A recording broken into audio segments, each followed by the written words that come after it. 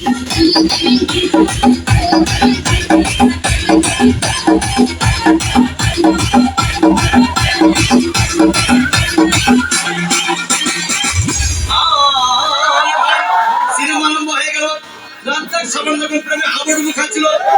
আমার বুকের ভিতর ধূপধাপ শুরু হয়ে গেল। হায়, আমি যদি প্রেম করতে পারতাম। তখন দেখি পাশে সিটে বসা সেই মেয়েটি আমাকে চিমটি মেরেছে।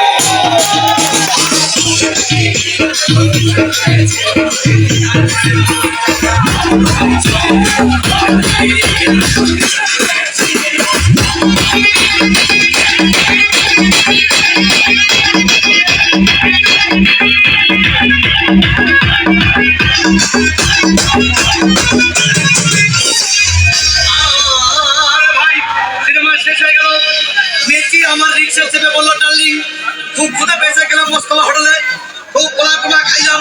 হঠাৎ দেখি বয় একটা 1000 টাকার বিল এনেছে। বিলটা দেখে তখন আমার মাথা ঘুরেছে।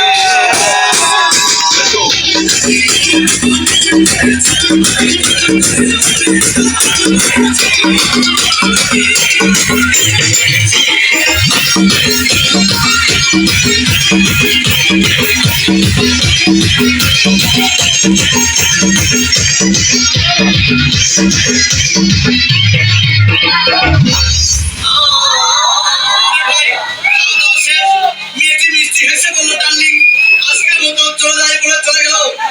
আমি বাড়ি এসে রিক্সা থেকে নেমে রিক্সা ভাড়া দিতে গিয়ে দেখি মেয়েটি আমার পকেটে মেরে চলে গিয়েছে।